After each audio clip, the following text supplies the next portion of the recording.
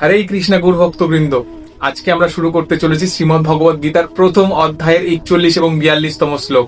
তবে শ্লোকটি শুরু করার আগে আগের দিন আমরা দেখে নিয়েছিলাম যুদ্ধরথে স্থিত হয়ে অর্জুন ভগবান শ্রীকৃষ্ণকে কুলক্ষয় অর্থাৎ একটি বংশ বা একটি কুলবংশ কিভাবে বিলুপ্তি বা বিনষ্টের পথে এগিয়ে যায় সেই বিষয়ে ব্যক্ত করেছিলেন। আজকে আরো গভীরভাবে আজকে শ্লোকের মাধ্যমে সেই বিষয়ে আরো গভীরভাবে জেনে নেব।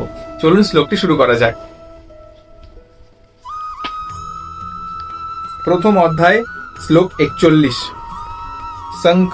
শঙ্করঃ নরকায় এব কুলজ্ঞানম কুলস্ব চ পতন্তি পিতরঃ হি এষাম লুপ্ত পিণ্ড উদক্রিয়া।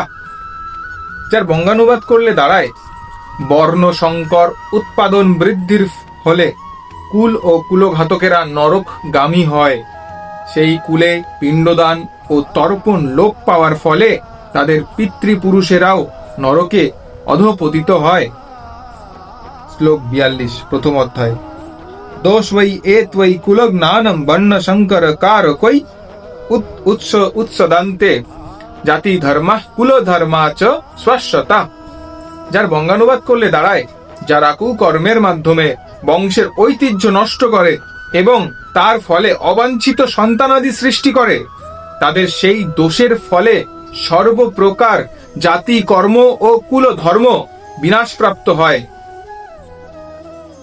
আজকের মতো এইটুকুই। শ্লোক দুটি ভালো লেগে থাকলে অবশ্যই কমেন্টে হরে কৃষ্ণা লিখবেন এবং লাইক, শেয়ার এন্ড সাবস্ক্রাইব করবেন। দেখা হচ্ছে এক নতুন দিনে নতুন শ্লোক নিয়ে আপনাদের সাথে। আজকের মতো বিদায়। হরে কৃষ্ণা।